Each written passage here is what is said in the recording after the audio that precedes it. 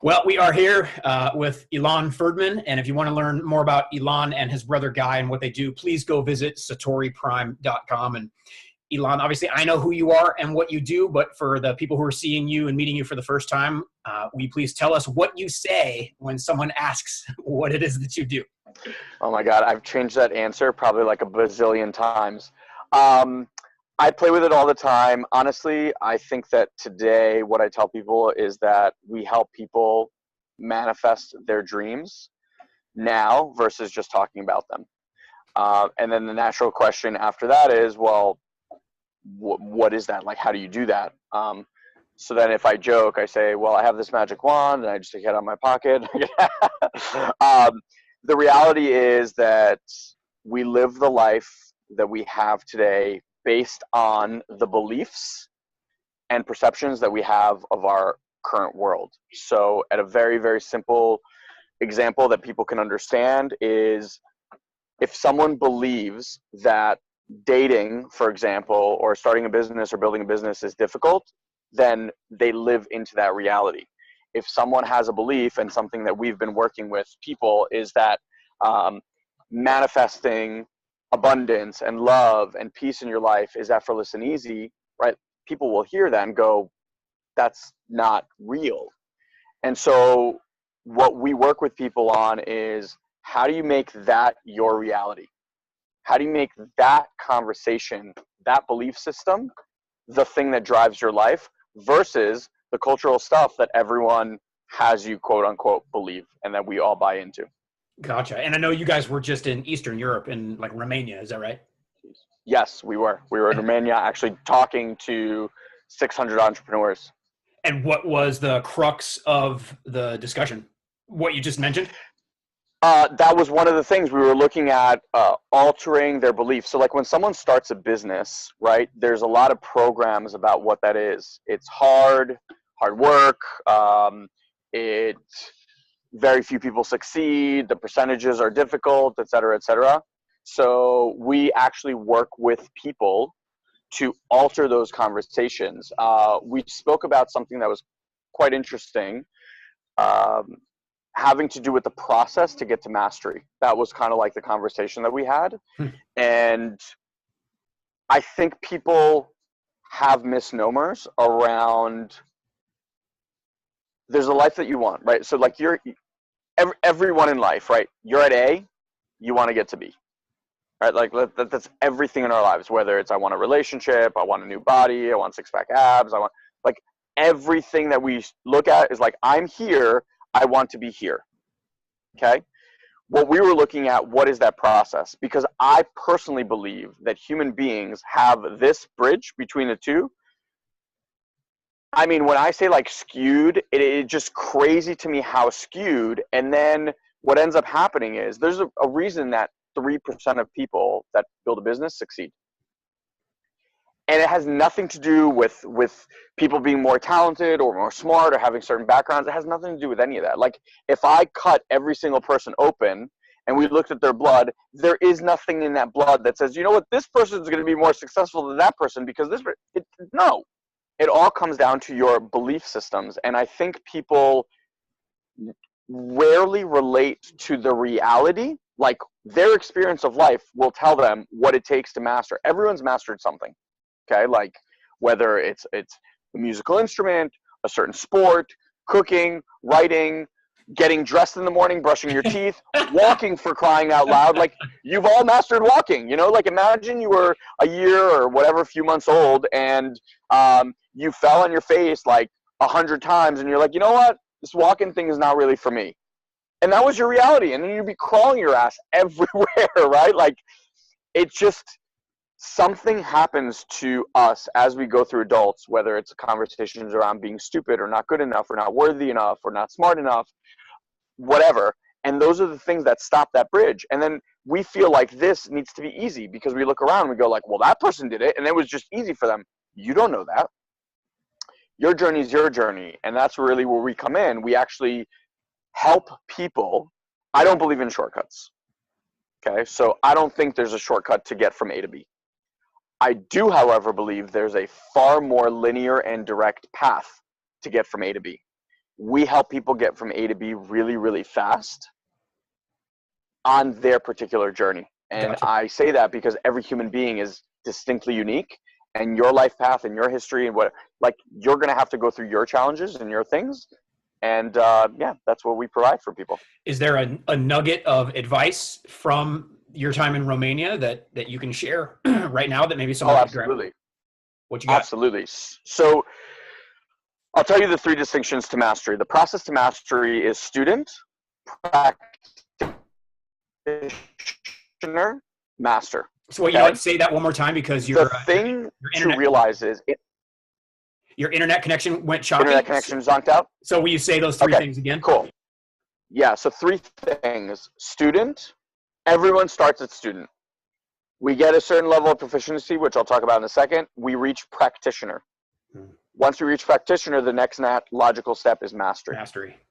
Yeah. And so those are the 3 steps. So everyone that's starting out in anything, whether it's your diet, learning how to cook, learning a new language, learning a new sport, whatever it is, you're at student. And the thing that people don't understand is, and it's funny to me because we've all studied something, and every time when you start to learn something, what do we feel when we start to learn?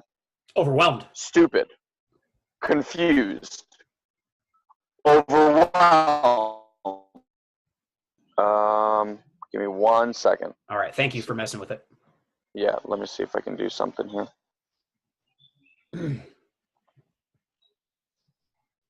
You know, I've been a student of my thoughts for probably about 11 years. And so I love what you guys do. And are you there? Can you hear me? Oh, bummer. Yep. Is that better? Yep. Okay, cool. So you were saying you've been a student of thoughts? Yeah, a student of watching, you know, my ego and my own thought process for probably about 11 years. And so I love how you guys are able to weave spirituality and personal development and relationships and all that kind of stuff, you know, parlayed into entrepreneurship and expanding, you know, in totality who you are as an individual. Yes. Yeah, I think people focus singularly, and I'll get back to the student practitioner thing. People focus singularly on a certain area where they say, like, I want health, I want business, I want this. My take is, as your life expands, your ability to be the best human being that you can be, that naturally provides you with all the money that you want, the body of your dreams, the relationship of your dreams. So instead of singularly focusing like, I'm going to build this kick-ass business, you know what? I was in Romania. People are building kick-ass businesses. They're also getting divorced. They're also getting overweight. They're also not seeing their kids for the last 5-6 years, all with the justification, I'm building a successful business to support and love my family. All with a great justification. I get it. That's not what your family wants.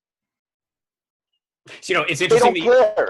Yeah. So when you say that, when I really went all in and decided to transition into online entrepreneurship, one of the discussions I had with my wife was, when the kids come to you and you're on the computer, we need to figure out how to get you to stop doing what you're doing and acknowledge your children. And the same with me, and we need you. And so I can totally relate.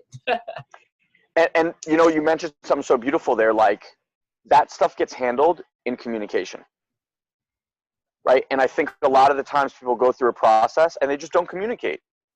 Like your wife won't say, hey, this is what I'm expecting of you. You won't say, hey, this is what I'm expecting.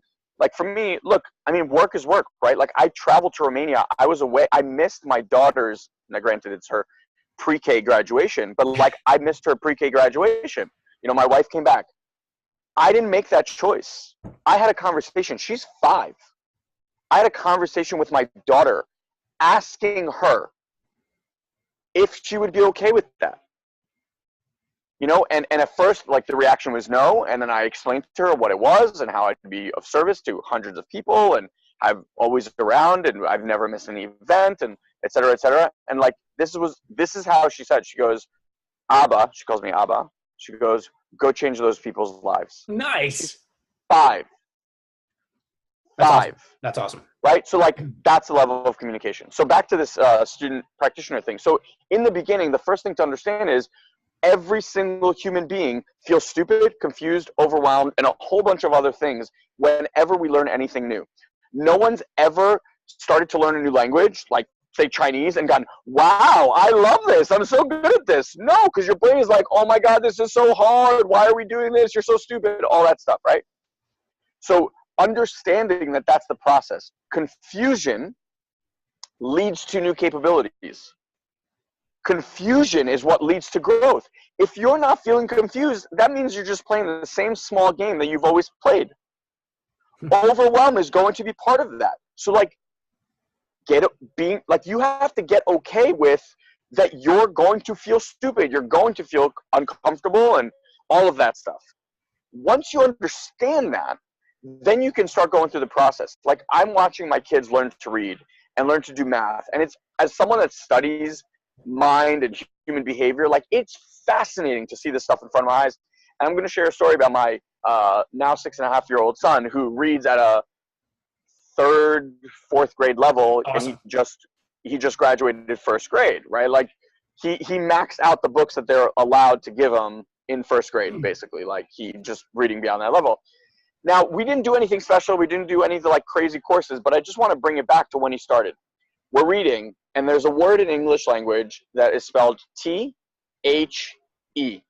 Very, very difficult word, used in a lot of places. And this kid starts reading, and he goes, huh? Right? Because like that's how we sound out words. And I'm like, it's actually pronounced the. Great, the. Say the. Great. 5 words later, we come across this other word, which is the same one, T-H-E. And right back, he's like, huh? And I'm like, oh my God, Fanny, like my wife. I'm like, he's broken. Like, like, right? And this went on for days, by the way. Like, he could not remember the word the. And I'm like, wow. Okay, this is going to like, you're going to have trouble reading if you care. He didn't make himself, and I didn't, like, I was feeling this, but I didn't at all. Like, I would hear that, notice it, let it go, because that's his process, right? That's his process. If I was making him wrong for the process, if I was beating him, like, how do you not know that word, blah, blah, blah, all that stuff, now he gets a complex, etc. He figured it all out, and again, he's reading 2-3 grades higher than his level today. We all go through that process. He didn't have anything about, like, feeling stupid or, like, he couldn't do it or... Human beings, we're designed to learn. We just have to understand that in that process, that's how it shows up. So that's student. Now we get to practitioner. Practitioners are really cool. Like practitioner is where we start to love to practice. We start to love the journey of the process. We start seeing the creativity.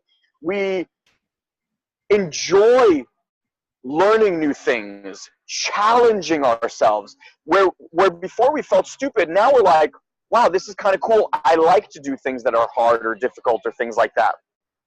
These guys are, is the background noise too loud? No, you're okay. Okay, cool. You know, the microphone's only picking up you. Awesome. So then after that, what's really, really beautiful is mastery. And so I'm going to use an example that I think everyone can relate to, like piano.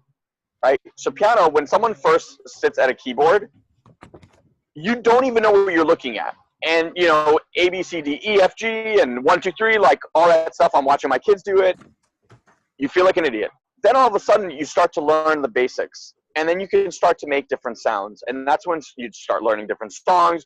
You can even start to like embellish and create your own things. Mastery is the level where the piano becomes the extension of yourself. Sure. Where now rules no longer fully apply to you. You can break rules. You can innovate. You can create because now it is a self-expression of you through that. Guy and I have been in personal development work since 2003. So we've been at this for 15, 16 years. Well, yeah, and I saw you did a bunch of stuff with Landmark as well, right? Exactly. So that's where we got our start, right? And I can tell you that even to this day, like while I feel like I've mastered the mind in a way that I can take any situation, any perception, and like reprogram it, I am now feeling like a student because what Guy and I are tapping into is a whole other system, which is the internal system. You know, like our center channel and our core and understanding our chakras and how the body communicates with us and all that stuff. So look, I'm at the same stage where I was 15 years ago. Like training wheels are back on. I feel inadequate at times. I'm working with masters who have been doing this for 20, 30, 40 years, some of them, right? And I'm looking at them going like, how do you do that? Like, how do you have access to that? And I always remind myself, like, I'm in that infancy stage. I'm not even crawling yet when it comes to this stuff. And I enjoy it because now, like, true mastery to me is if you can master something in one area, you could just follow the same loop in every single area. So when people ask me about business, I'm like, tell me something that you've mastered. Okay. Did it happen overnight? No. How much time and money did you invest in getting to that level of mastery? That shit takes 10 years, right? So that you feel confident and like creative and innovative. Why do you think that building a business would be any different? It's the same thing. You just got on a different bike. Same training wheel, same everything. Could you do it better and faster if you kind of reverse engineered like how you succeeded at one? Absolutely. Find the love and the passion in learning. Find the love and the passion in the process itself, in expanding this, expanding life. Then it all becomes part of the game. And it's so joyful when you live from that place, because everything that shows up is an opportunity for growth, not something to debilitate you and have you quit. There is no such thing as failure. There is course corrections. Thomas Edison said, I figured out 10,000 ways not to create a light bulb. He could have quit at any point and we wouldn't have a light bulb. Or maybe somebody else would have found a light bulb, right? Theoretically. But like, all you're doing is figuring out how it doesn't work for you first. Sure. Until you figure out how it does work for you. And once you figure out how it does work for you, then that just, it makes the game more fun. But like, you have to be willing to go through that initial part in order to experience the other. And it never, ever works any other way. Wow, that's really good. You know, one of my, a saying I heard one time that I grabbed onto was, you had mentioned course corrections, and it was, there are no wrong turns because even a wrong turn can get you to the right destination. You know, absolutely. And in fact, I will offer that the things that you perceive as wrong turns, the things that have been the most challenging, the things that have, in the moment, you were like, wow, this is the worst thing that's ever happened to me. I've coached tens of thousands of people. A year, 3 years, 5 years, 10 years down the road, that's the same story that you're telling me. That was the greatest gift that has ever happened to me. So with that, that's your real life as lived experience, okay? Interesting, however, that in the moment, right now, everyone listening, you have something in your life that you are bitching or complaining about that it shouldn't be this way, it should be some other way. What if you brought that same energy and that same conscious awareness? Like, if everything else that you bitched about and you thought was the worst thing ever, a little time now became the greatest thing that's ever happened. Thank God that happened, right? What if you can bring that kind of gratitude and awareness for that thing that you're struggling with right now in your life? You just bring that perception. Don't change anything. Don't alter anything. Just be grateful for going through that circumstance, because a year from now, 5 years from now, you will look back at it and go like, thank you, God, for having me experience that. You know, I think I think we're taught to use our heads and not our hearts. And I see that, you know, one of my favorite books of all time, which I know you also love, is The Untethered Soul by Michael Sandel. Yeah, one of my favorite books. And my second favorite, or not one of my other really favorite books, is Journey of Souls by Michael Newton. And I see that that's also amazing. So whenever I meet someone who they'd lose a loved one, I usually buy them Journey of Souls, and I say, read this. It might make you feel better. And every person I've bought it for has said, great book. I feel so much better. Thank you so much. Me too. I think once we learn how to connect the head and the heart and stay open, then we can make logical, more rational centered decisions, and things don't stress us out so much and that kind of stuff. Yeah, so true. So what are some of the most common excuses that you're hearing from the people that you coach? You know, it's funny. I don't know if it's like my energy or whatnot. We don't really hear a lot of excuses when people start working with us. And that's not to say that human beings don't have excuses. I just think our platform and the people that we work with, we have this concept or distinction called radical responsibility. Okay. And radical responsibility is that I'm 100% responsible for every single thing that happens in my life, and either the circumstance or the people around me are 0% responsible. So is that Ho'oponopono? Do you know about that? Yes, absolutely. I know about that. And that's like yet another level, right? That Ho'oponopono, when I first heard Ho'oponopono, I was like, holy shit, like that's a whole other level of responsibility. I try and practice it as often as I can, waiting in line, whatever. When my mind tells me things should be some other way, it's, you work the practice and it's. Absolutely. Yeah, yeah. So,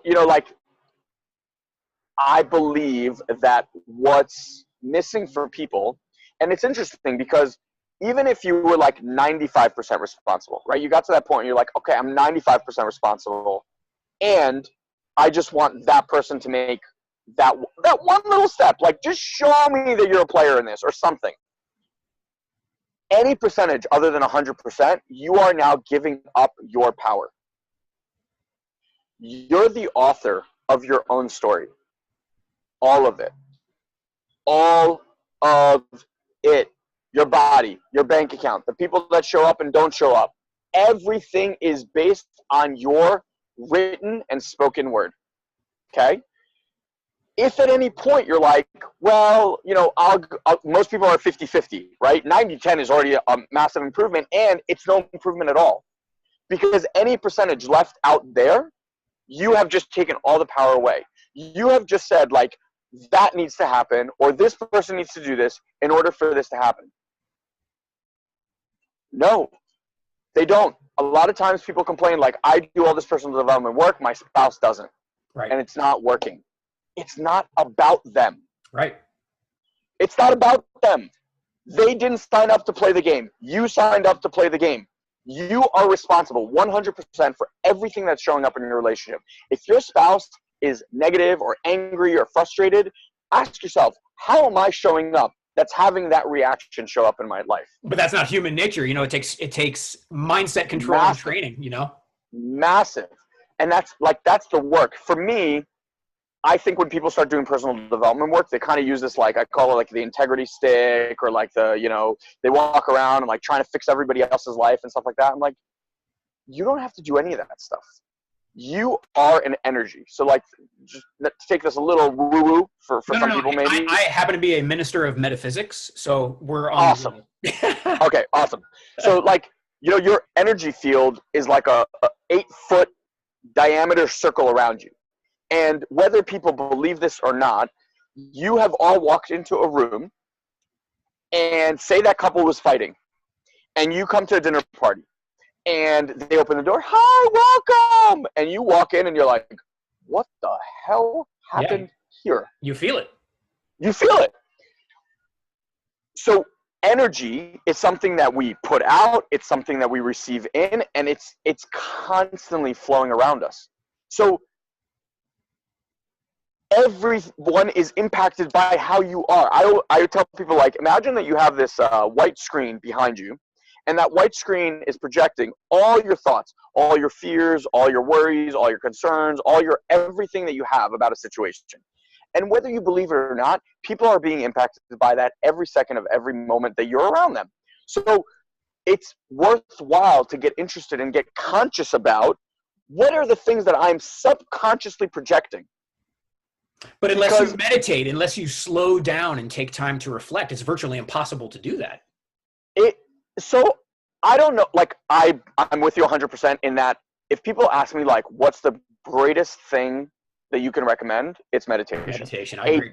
A daily, I don't care if it's 5 minutes, a daily, not like I do it during the midweek or I do it every other, no, like a daily meditation practice is the greatest shift that any human being can do. No reading books, no YouTube, like nothing even touches that. Well, you get in touch with your inner being, and what's better than that, right? That's it. Like, you get access to stuff, and I tell people, everyone's like complaining, oh, it's too hard, I don't know what I'm doing, I don't feel it, blah, blah, blah. I'm like, look, do 30 days. Commit to just doing 30 days every single day, 5-10 minutes, get the Calm app, Headspace, something. After 30 days, here's what happens. You'll go to like 30, maybe 40, 45, and then you'll skip a day. And that day will be different than the others that you've had of late. And you wake up and you go, wow, today just felt off, and blah, blah, and you'll be like, oh my God, I didn't meditate today. And that's when you'll actually feel for the first time what meditation provides you. So with that being said, here's my take on all of that. I think just asking the right question sometimes gives you access to something. Yeah. I think that just like the conversation that we're having here, right? So like, say that concept of student, or the concept of 100%, 0%. Even one question, like you go through your day, you feel off, you don't feel well, like something stressing you out, whatever. You just stop and you ask this one question: how can I be 100% responsible for this? And just sit with that. That will start to create shifts. Now that shift will lead to some other shift, which will lead to a book landing on your table, or someone sending you a video, and all of a sudden you're like, you just naturally start going down the path. I think it's just being yes to, hey, I'm a yes to learning. I'm a yes, and I'm open to receiving new ways of thinking. Those people who are just like, hey, I am this way, life is this way, guess what? You ain't ready. And that's fine. There's people that will live their entire life and never be ready. I get that. I used to try to fix everyone and like, you know, people are ready when they're ready. Over here vibrationally and they're over here, it's two different frequencies. You're wasting your time and potentially ruining the opportunity to be helpful in the future by absolutely, you know. Absolutely. So with that being said, like, you know, I feel like people attract certain people in their lives when they're ready to receive that information. I agree. Yeah. And the funniest part is, like, you know, people do this personal development work and they'll realize something. They'll go back to their wife or husband and be like, oh my God, I just had the biggest insight. Like, I just realized. And what does the husband or wife always say? Are you kidding me? I've been telling you this for the last 15 years. It's so funny. We're just not ready to hear it. We're ready when we're ready. Yeah, you know, it's another book you guys might like checking out. It's a great companion to The Untethered Soul. It's called The Heart Math Solution. And it's the guys lay out specific strategies to strengthen awareness between here and here. Nice. And it really is an excellent companion book, and they kind of have nothing to do with each other, but they say the exact same thing. I love that. Yeah. I will definitely look that up. Well, so I know we're running short on time, but since the majority of the people who are going to be seeing this video are probably looking to break free from their current employment situation and maybe go into online self-employment, what would you do differently today than you did when you started this 8 or however many years ago? And you know, what advice might you give them other than, you know, open your mind and that kind of stuff, you know? Yeah, that's a great question. What would I do differently today? You know, you would shorten the time that it takes to get from point A to point B by doing this thing differently, or these several things differently. What would they be? So yeah, I would say I would hire a mentor or a coach much earlier on in the process. I think there's this notion, I call it like the martyr syndrome, right? Like, if I'm going to do it on my own and I'm going to do it right, like all that stuff. And I laugh because say for the conversation, right?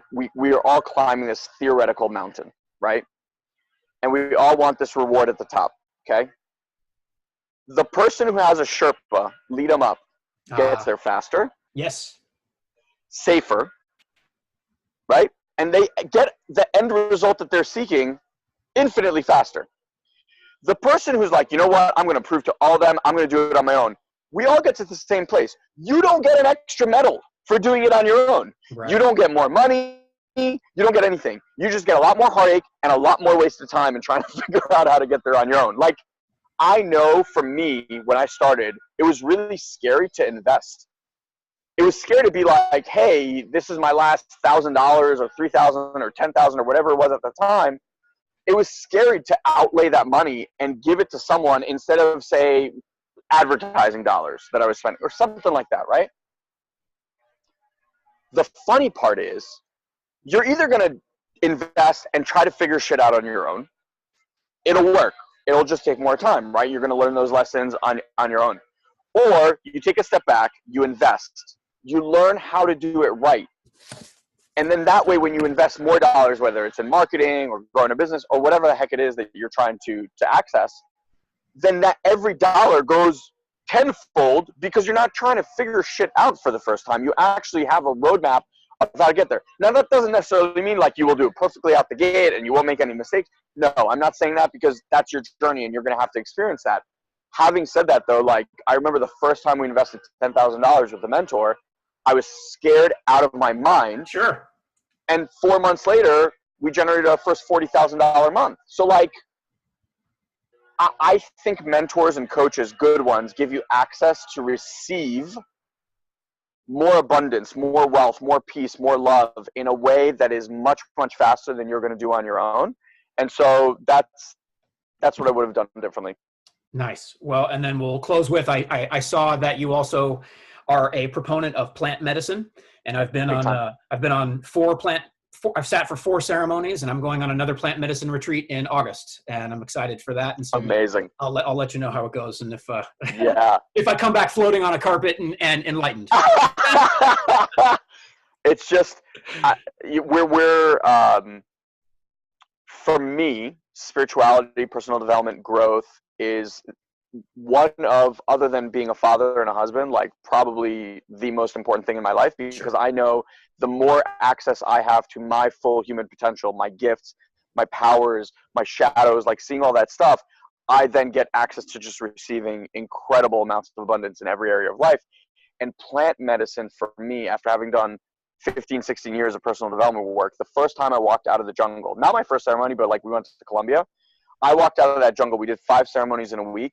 It was like doing 20 years of personal development work. Oh yeah, it's like slamming 100 therapy sessions into a weekend for sure. Oh my God, and I think more people are becoming okay with it, because like everyone knows someone who they kind of look up to in a way. They're like, wow, that person did it. You know, like before it was this weird thing that people did in the jungle, and like now it's like, oh, the CEO of that company's done it, and like the top minds in this, you know, it's becoming more commonplace, and I love it. I think that there's a lot of wisdom in that. Yeah, the community of people I met was some of the most impressive spiritual warriors I have ever come to know. And you go into the weekend as strangers, and you leave with just the utmost profound respect for each other. And it's just, brothers and sisters. Yeah, totally. Spiritual brothers and sisters. Yeah, and I appreciate being your online entrepreneurial brother. And I thank you very much for your time today, Ilan. You're very welcome. It was an absolute pleasure. All right, man. We'll talk to you soon.